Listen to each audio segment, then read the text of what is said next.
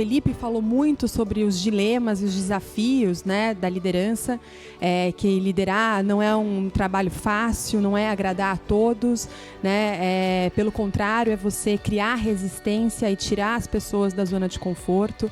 O Carlos Lary, por outro lado, falou muito sobre o processo de tomar decisão, né, o quanto que isso é difícil e todo o contexto que tem que ser analisado para a tomada dessa decisão, né? Então, o que a gente queria agora é provocar o debate em grupos, que também é importante que vocês se conectem, se conheçam um pouco mais. Então, eu queria pedir para que vocês se unissem em grupos de 5 pessoas, então movimentem as cadeiras como vocês acharem melhor, né? Grupos de até 5 pessoas, e façam um debate em cima dessas 5 perguntas que a gente trouxe aqui para vocês, né? Então, a primeira pergunta: o que é liderança para vocês? A gente sabe que definir liderança é algo tão difícil, porque hoje existem mais de 220 termos, né? Eu fiz uma pesquisa recentemente, tem mais de 220 definições do que é liderança. São inúmeros livros, artigos, né, falando sobre isso. Mas todos nós carregamos, né, algum conceito sobre o que é liderança ou uma figura de um líder que nos inspira. Então, nós gostaríamos que vocês debatessem nesse grupo menor o que é liderança para vocês, qual que é o perfil, um bom perfil de liderança, tá? A segunda pergunta é: como que vocês imaginam o papel de um líder dentro de uma carreira na magistratura ou em outras funções públicas? Então, muitos de vocês já tiveram uma atuação no setor público, outros não, mas têm, né, vontade, têm interesse em atuar, e todo o curso ele foi construído pensando justamente em promover esse debate. Então, a gente queria ouvir vocês a respeito disso também. E, por último, quais são as principais competências desse líder que atua no setor público ou que tem intenção de atuar numa carreira na magistratura? Eu queria que vocês debatessem, se preparassem para apresentar, porque a gente, dentro desses 45 minutos, então a gente vai ser bem rigoroso com o tempo, cada um de vocês, cada um uma pessoa do grupo, escolhida pelo grupo, vai ter a chance de apresentar um pouco da reflexão, tá bom? Então, como eu comentei, grupos de 5 pessoas, talvez um fique com 6, porque acho que a gente tem alguém que faltou, não tenho certeza quantos nós somos hoje, acho que 34, mas se unam num grupo de 5 pessoas, depois a gente vê quem que vai precisar ser alocado em outro grupo. Faça um debate de 30 minutos e a gente reserva 15 minutos para as apresentações, tá? Eu vou ficar passando nos grupos para ajudar nessa mediação. Obrigada.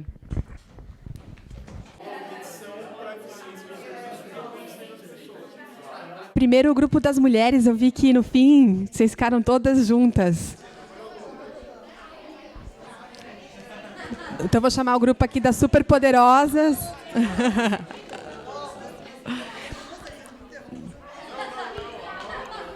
Só vou pedir, então, que a gente faça a apresentação. Faça a apresentação de uma forma bem estruturada, bem focada, para a gente respeitar o tempo, né?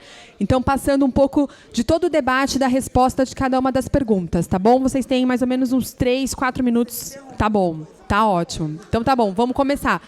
Todo mundo pronto? Tá joia. Oi, gente.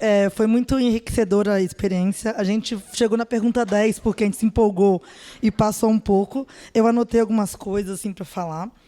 Um ponto que não estava nas perguntas, Letícia, não me mata, mas que eu acho interessante até para a gente pensar, é a diferença do líder no setor público e privado, né? A gente acabou entrando nisso e fomos longe, assim, vimos que tem muita diferença, mas voltando ao foco aqui, a gente anotou algumas coisas e eu acho que as 3 perguntas, as respostas, elas meio que conversam.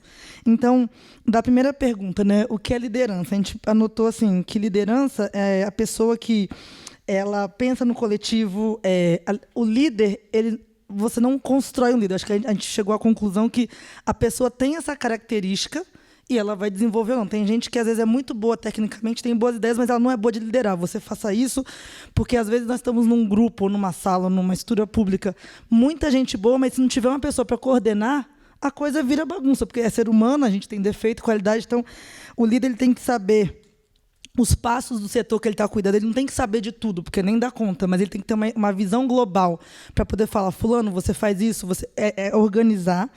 Ele tem que ser bom em gestão de pessoas, ele tem que saber, porque o bom líder, aí já entra na terceira pergunta, ele, para ser um bom líder, ele tem que saber lidar com pessoas diferentes. Então, na função pública, você não pode escolher a sua equipe, né? Eu até estava trocando experiências aqui, eu tenho amigas que são juízas e elas chegam na vara, já está formada ali, tem tudo quanto é tipo de gente, e você tem que ser uma pessoa moldável, adaptável, né? Tem que ter jogo de cintura para poder lidar com aquelas pessoas. Então, acho que a liderança ela puxa muito nisso, né?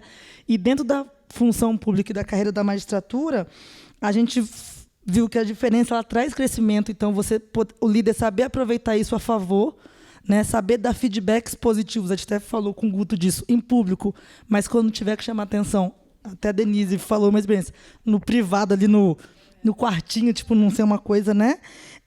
Que mais? Tomar atitude, tem que ser uma pessoa humilde, ela tem que saber também reconhecer. O líder não está sempre certo 100% do tempo, né? Ele tem que ter aquela humildade de, às vezes, receber um feedback do subordinado, né? Subordinado assim, né? A pessoa que ele está liderando, e conseguir pensar e falar, realmente, né? Isso é diferente. Pensar muito no coletivo, porque a gente é egoísta por natureza do ser humano, né? A gente pensa muito na gente.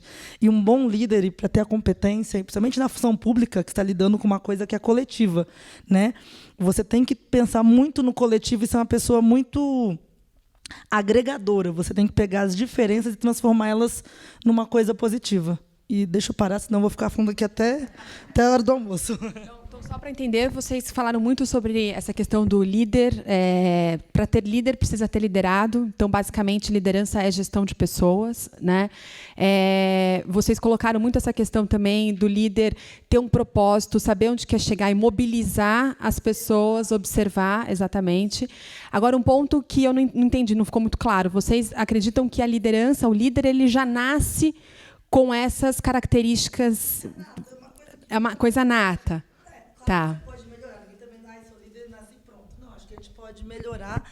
Mas tem gente que, às vezes, tem muito boa vontade, mas ela não tem aquela coisa de pegar, fazer acontecer. Entendeu? Não é todo mundo que vai ser líder, isso não é ruim. As pessoas, acho que a gente tem que aceitar o que a gente pode agregar. Então, às vezes, você pode ter na função pública uma pessoa que ela tem ótimas ideias, ela é super boa, mas ela é super tímida, ela não consegue nem mandar, porque líder acaba, né? Você faz coordenar, não é nem mandar, acho que coordenar. Então tem gente que não tem essa característica. E aí você coloca essa pessoa para liderar, e, por mais que ela tenha boa vontade, boas ideias, ela não vai conseguir segurar muito tempo, porque nós estamos lidando com pessoas, e pessoas, né, têm conflitos, então tem que ser uma pessoa que acaba tendo essas características, e, claro, podem ser lapidadas e melhoradas. Então, é a característica da comunicação, né? O quanto é importante o líder. Para você ser um líder, você precisa comunicar, você precisa engajar, você tem que ser claro, exatamente. Muito bom, obrigada. E dentro dessa observação que vocês fizeram, né, da importância do líder valorizar, né, bons trabalhos, saber elogiar, mas, ao mesmo tempo, feedbacks, fazer de uma forma individual. Eu tenho uma história muito rica, porque eu trabalhei com a Anastasia, né? O Carlos Nari, ele citou o professor Anastasia na quinta-feira. Eu tive a experiência de trabalhar com ele quando ele era secretário de Planejamento e Gestão. E o Anastasia, ele só dava feedbacks difíceis por meio de cartas. Então, quando você recebia uma carta, você sabia que alguma coisa... Mas era nesse sentido, quer dizer, e era um líder, né, dentro do setor público, que achou a forma dele de dar feedbacks, de fazer um processo, né, mais meritocrático. Mas tá jóia. Grupo 2, se vocês puderem vir aqui, por favor. A gente está filmando, então é importante coletar todos os depoimentos. Você não tinha sido avisada disso, né? Vou até melhorar aqui a postura. Pô, eu acho que as respostas vão ser muito parecidas dessas perguntas, pelo menos da primeira e da última. A gente chegou... É uma pergunta super ampla, né? O que é liderança, e a gente acabou chegando numa visão um pouquinho ampla também, que é inspirar aos teus colaboradores que sigam numa direção, no mesmo objetivo. Se eu falar alguma besteira, podem me corrigir. Faz um não aí que eu paro. Mas inspirar, conseguir que os teus colaboradores, as pessoas, os stakeholders ao redor de você sigam numa mesma direção, mesmo objetivo. A gente vai responder as competências antes de passar para o papel do magistério. Competências, ser uma pessoa inspiradora, isso é um pouco nato mesmo, né? É difícil de construir do zero, parte de uma base que já existia, consistência nas ações com o teu discurso, então integridade, então você ser inspirador, você ser íntegro, porque isso, por exemplo, como exemplo, tem um impacto enorme. A clareza na transmissão da mensagem, então você ter uma mensagem simples que é muito mais fácil de você inspirar e conseguir que teus peers se inspirem se você tiver uma mensagem simples e clara que ele entenda. Então, poxa, às vezes tem um cara que é cabeçudaço, tem um conteúdo gigante, mas o cara não consegue transmitir a mensagem dele. Um plano de ação claro. Então, você ser inspirador, você ter uma conduta super correta, ter uma mensagem simples, mas não ter um plano, limita muito o impacto que você vai ter ao teu redor. E logo em seguida do plano, a adaptatividade, que não pode deixar esse plano te enrijecer a tua conduta. Papel da liderança no magistério. A gente entende que tem um papel interno e externo, porque o papel do juiz, a gente tem duas pessoas que têm um contato próximo com o magistério, e o papel da vara é super importante, que é um papel operacional de funcionar aquele serviço público, né? Então, esse é o papel da liderança interna, de fazer com que aquele teu escritório, aquela tua unidade de trabalho funcione, coordenar, inspirar, usar todas as tuas competências para aquele objetivo que é o funcionamento da vara. E o papel externo a gente acabou não chegando no debate. Então, eu não vou nem falar para a gente não me apropriar da opinião de ninguém. É isso. Eu acho que, de novo, um grupo que está reforçando essa narrativa do líder já nascer pronto, são poucos os escolhidos, né? Então, tem alguma característica ali que é de berço. Então, esse é um debate interessante. Não sei se outros grupos que têm visões diferentes sobre isso poderiam depois contribuir. Eu acho que é nata a característica inspiradora do líder. As outras competências são construídas. Você constrói. Mas a característica inspiradora é muito difícil ser construída. Inspiradora no sentido de que é o carisma, né? Como que você traduz uma característica inspiradora? Eu acho que liderança se aprende, carisma se aprende, existem estudos que comprovam que carisma se aprende, se desenvolve. Tem todo um debate na literatura de liderança exatamente sobre isso. Se o líder ele nasce pronto, se ele não nasce pronto, como que você desenvolve um líder, como que você não desenvolve, exatamente. Então, esse é um ponto bem interessante. Já é o segundo grupo que fala de alguma coisa que, né, a pessoa traz, ela carrega, quando a gente está falando de um papel de líder. E um outro ponto que vocês trouxeram foi muito forte dessa figura da gestão também, né? O quanto que o líder ele precisa colocar ritmo, precisa estabelecer processos, ele precisa fazer as coisas acontecerem, né? Porque é o líder que estabelece a prioridade, é ele que vai dando o ritmo para as coisas, que eu acho que é complementar, que não estava tão presente no primeiro grupo. O terceiro grupo, por favor.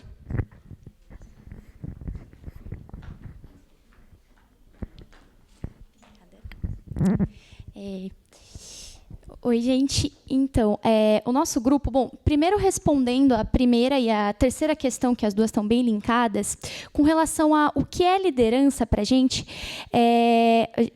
já começo dizendo que a gente não acredita nessa coisa de liderança nata, porque a gente vê liderança como algo horizontal e, de certa forma, assim, lato sensu, democrático, ou seja, são pequenas lideranças em cada área, de acordo com as competências das pessoas.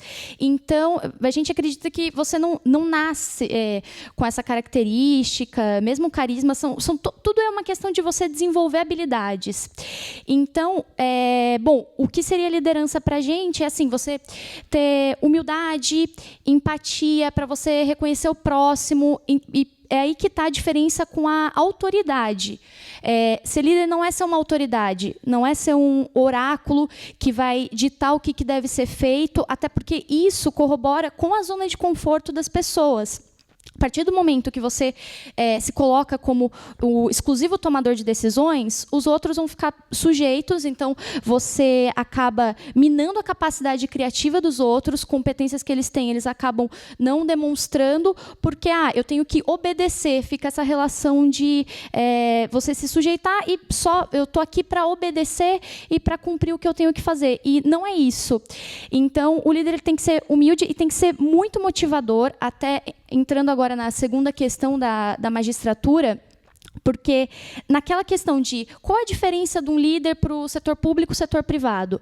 No setor privado, você tem aquelas características de você escolheu a sua equipe, então ele já tem certas habilidades, você sabe que aquela pessoa gosta de fazer aquilo que ela está lá para fazer, já que ela se colocou naquela vaga, foi escolhida, tem uma formação específica, e daí tem vários programas de incentivo. No setor público, não. Você tem pessoas que estão lá, muitas vezes, pela questão financeira e prestaram um concurso, mas gostariam de estar fazendo outra coisa, ter outra carreira. E como motivá-los? E aí que entra a liderança. É você tornar todos um líder. Não ser só você. Então, eu até contei um pouco da minha experiência na Quinta Vara da Família, que a minha magistrada ela é espetacular nesse ponto, porque ela não se coloca como a maioria dos magistrados, que eu sou a líder, eu que mando aqui, eu que sou o juiz, então você vai fazer isso, isso, isso. Não, ela analisou muito bem o corpo de funcionários, o que cada um quer fazer. Olha, eu estou aqui, mas eu vou prestar outro concurso, então eu estou de saída. Eu tenho formação em engenharia. Poxa, então que bacana. Por que você não trabalha com a planilha? Então, ela analisa competências, deixa os diretores, os assistentes serem líderes também na escolha de funções dos outros funcionários. Então, eu acho que seria, assim, resumindo basicamente isso.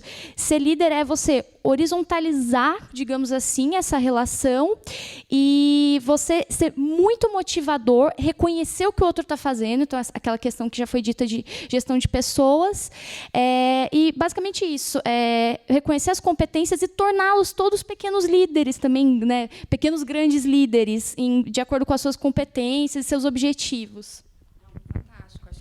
Vocês trouxeram uma visão mais moderna, né, da questão do que é liderar, né, uma liderança democrática, uma liderança mais horizontalizada. Então, é interessante saber que isso já acontece, né, que é uma prática que já está acontecendo no setor público, porque esse perfil de liderança, uma liderança mais inclusiva, etc., é o que a gente tem visto muito no setor privado, principalmente nas organizações, né, startups, tecnologia.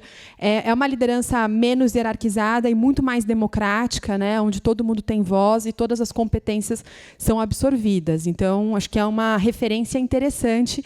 Não acredito que seja a prática na maioria dos órgãos públicos, mas acho que é uma grande referência e que é possível fazer. Quer dizer, já tem um case de alguém. Agora, uma pergunta que eu fiz para vocês quando eu estava lá escutando um pouco o debate é o quanto que a liderança, no caso, né, essa juíza, teve um papel fundamental para implementar esse sistema mais moderno, né, de você ter outras lideranças, não ficar tão personificado.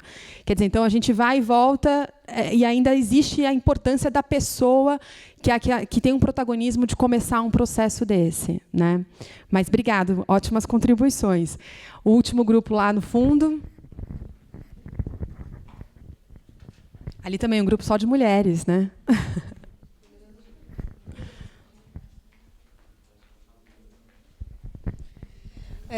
Nós somos o grupo 4 e a verdade é que cada um de vocês falaram muito que nós também discutimos lá.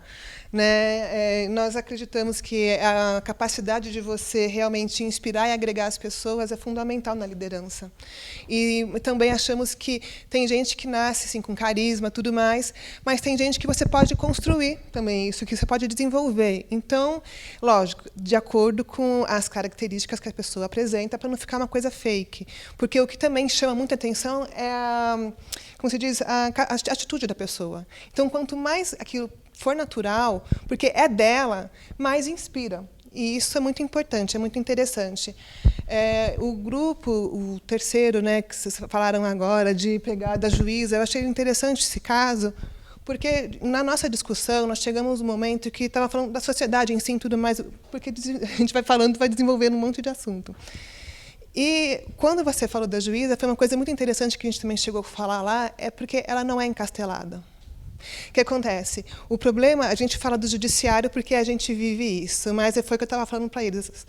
Existe o juiz, existe o direito, existe a administração, a economia, e cada área, há um tempo atrás, a sociedade mais tradicional, ela tinha cada um o seu espaço, cada um o seu quadrado. E todas as áreas se desenvolveram.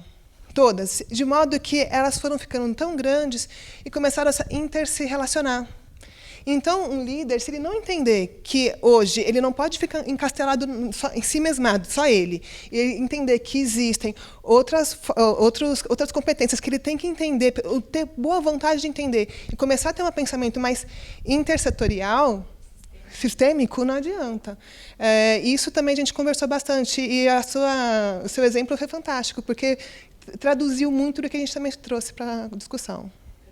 É isso aí. Foi muito do que o Carlos Ari também contribuiu na quinta-feira, né? De você olhar diferentes problemáticas para a tomada de decisão, né?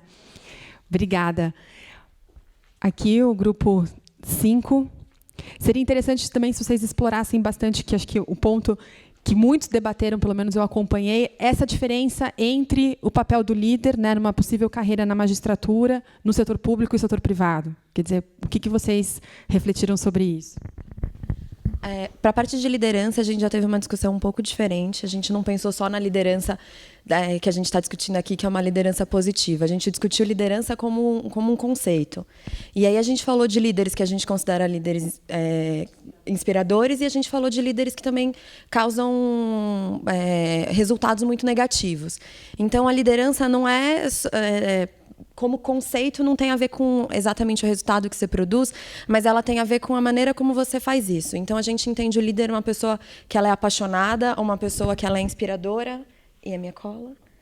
Uma pessoa que tem uma capacidade de influenciar e de mobilizar. E aí a gente falou desde os líderes que, como foi Guto, né? Eu sempre esqueço, minha memória é muito ruim. Ele trouxe que um pastor de uma seita que acabou causando um suicídio coletivo, entendeu? A gente tem líderes super negativos, mas a gente não pode negar que essas pessoas também são líderes.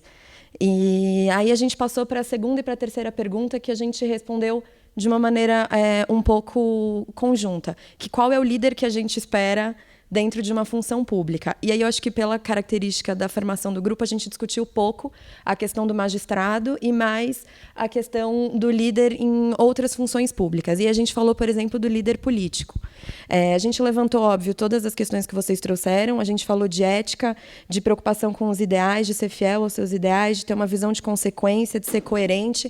E a gente trouxe um ponto que não foi consenso, a gente não conseguiu chegar a conclusão nenhuma, que tinha a ver com a questão da representatividade.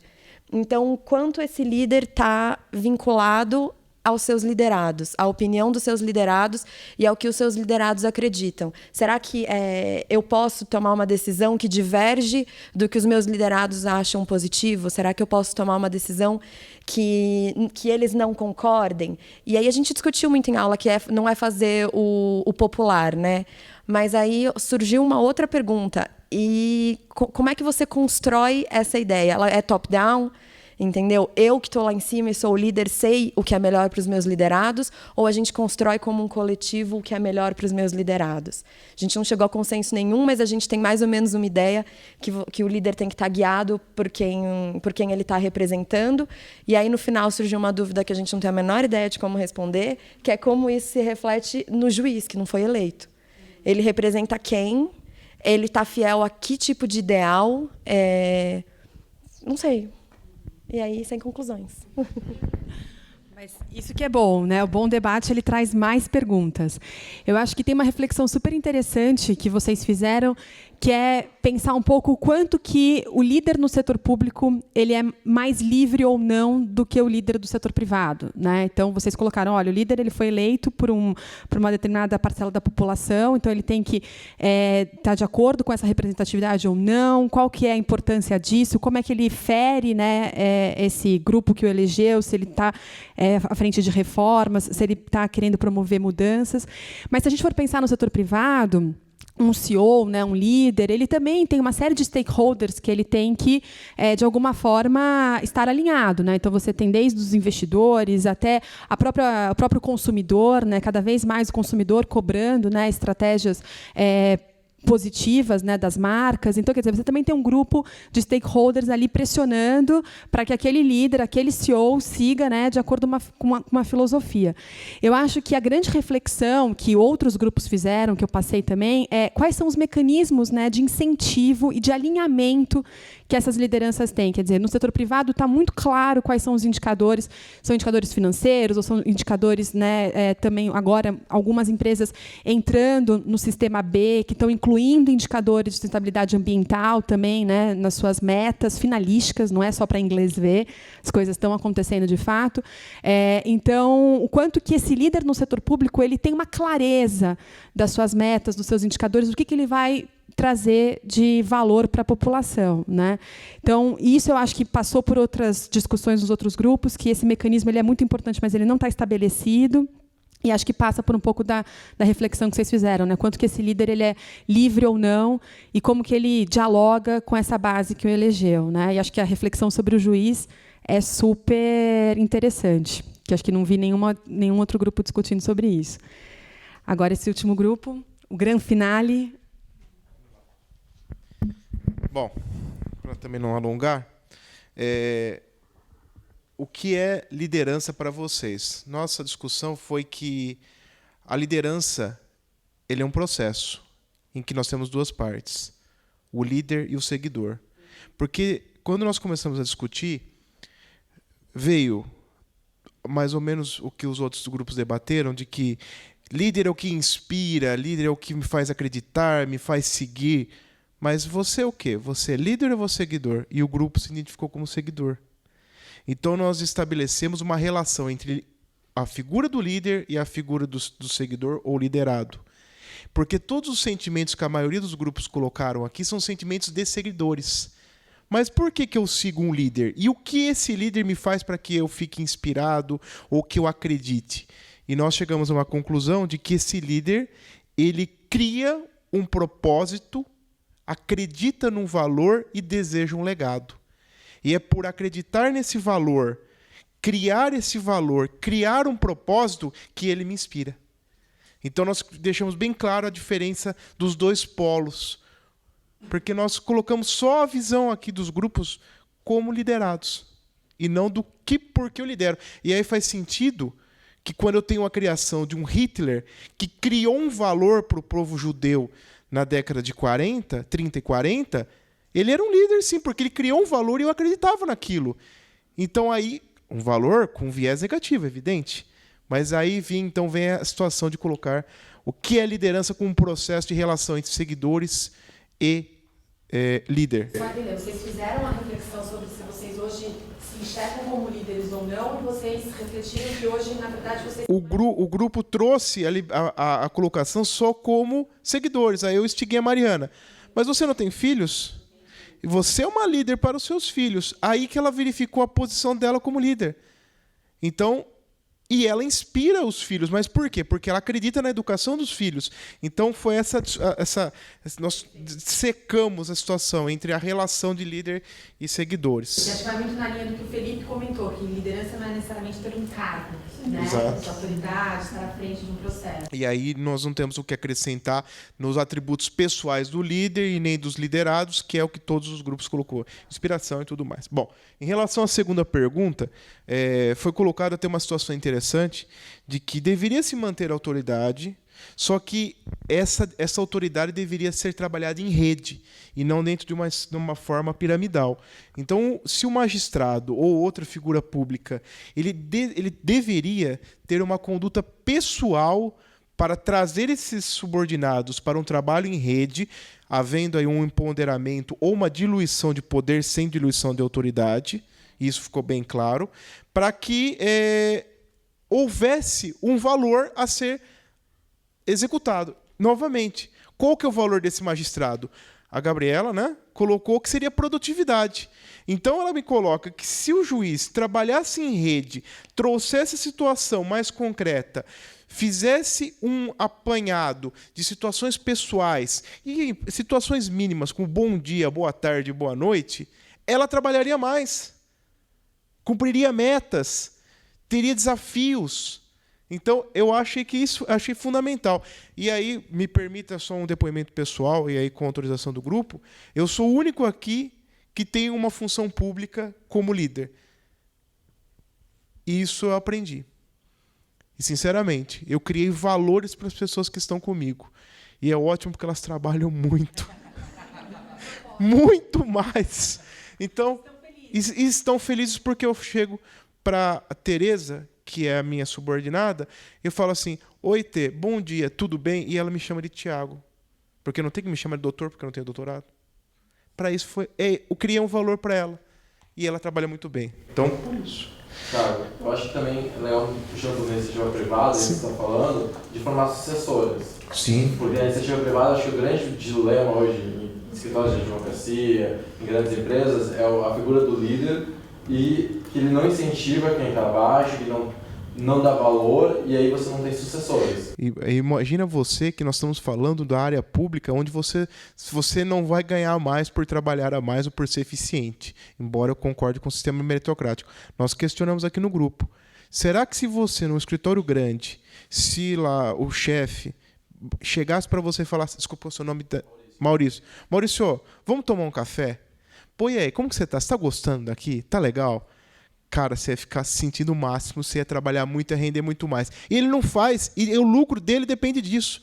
Ou seja, nós temos no ambiente privado abre-se mão da liderança, e até o Felipe trouxe, que você tem até problemas de execução de liderança, onde o mercado existe. Quanto mais na área pública, onde você não tem incentivos pecuniários. Você tem incentivo de simplesmente dar um bom dia para a pessoa e falar assim, nós estamos criando um valor público aqui que é trabalharmos para sermos servidores. Foi isso.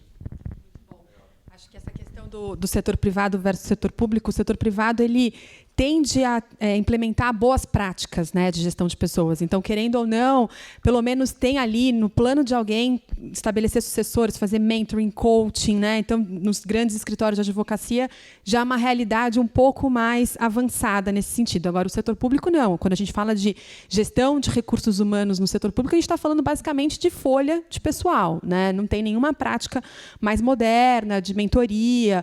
Então, de novo, depende muito da figura daquele líder que vai implementar um processo tão inovador como esse, né? Essa é uma das pautas que, por exemplo, o CLP acredita muito, na reforma de processos de desenvolvimento de lideranças, de gestão de pessoas dentro do setor público. A gente precisa trabalhar com essa pauta cada vez mais.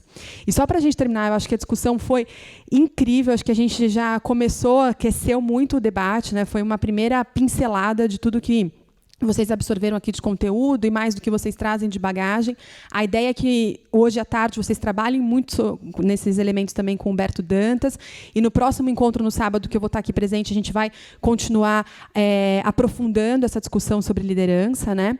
Mas só para a gente encerrar, eu busquei um depoimento de uma gestora, da Sandra Betti, que é uma gestora de recursos humanos da MBA Empresarial. Ela faz assessoria de gestão de pessoas para diferentes empresas, né? E ela deu um depoimento para a gente sobre qual que é a visão dela. Ela trabalha muito com desenvolvimento de lideranças, enfim. Qual que é a visão dela de um papel de um juiz, né? Quais são as competências? Essa última pergunta que eu fiz para vocês, eu fiz para ela. E eu só queria passar para a gente encerrar essa nossa manhã. Vou só colocar aqui.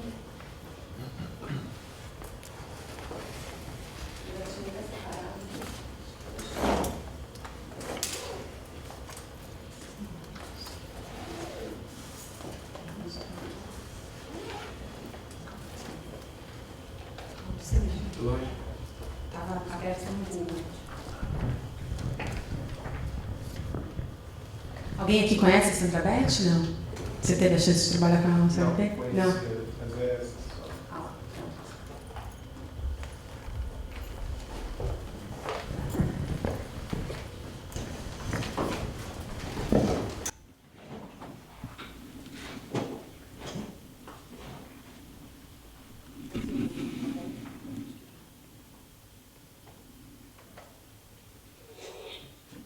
A pergunta que foi feita é: quais são as principais competências que o juiz deve ter? Assim, como profissional e como cidadã, tem várias coisas que vêm na minha cabeça, mas talvez eu dividisse num grupo de 5 características. Para mim, a mais importante tem a ver com caráter. Caráter, integridade, valores, senso de honra.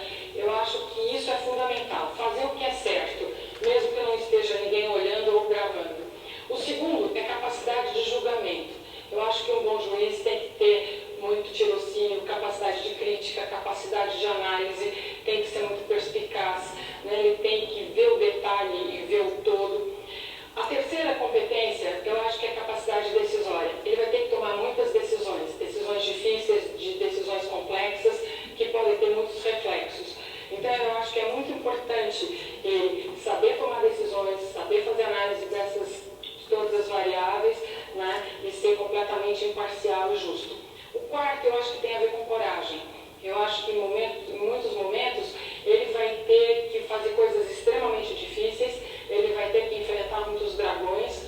Então eu acho assim que correr os riscos necessários é fundamental. E a última competência que eu acho que um excelente juiz tem que ter é equilíbrio emocional. Eu acho assim que ele tem que trabalhar sob estresse, eu acho que ele tem que ter muita maturidade, eu acho que ele tem que ser uma pessoa que não pode agir por impulso, ele tem que ter sempre a cabeça fria e o coração quente. Ele tem que tomar decisões estratégicas, necessárias, certas, e ter foco em pessoas, ter foco nas relações e todos os impactos que possam vir. Acho que só para a gente finalizar, esse elemento que a Sandra trouxe, né, do equilíbrio emocional, acho que é um elemento que a gente não trouxe tanto para a discussão e é super importante, né? O quanto que ele lida com... A gente ouviu o depoimento da Patrícia na quinta-feira, né? Ela está responsável por 14 mil processos, e quando a gente estava colocando na nossa discussão com o Carlos Ari a importância para a tomada de decisão, né, de você colocar outros elementos nesse processo, ela, gente, como é que eu vou fazer isso com 14 mil processos, né? Então, realmente, pensar nessa questão também do estresse, do equilíbrio emocional é muito importante. Bons líderes são aqueles que conseguem gerenciar mesmo sob pressão, liderar, inspirar mesmo sob pressão, né? A fala da Sandra, cabeça fria, coração quente, né? Então, super obrigada, acho que a gente teve uma manhã muito rica. Agora a gente vai para o almoço. Eu pediria para vocês, a gente atrasou um pouquinho na programação da manhã, mas eu pediria para vocês chegarem pontualmente às 2 horas para a discussão com o Humberto Dantas, tá bom? Obrigada.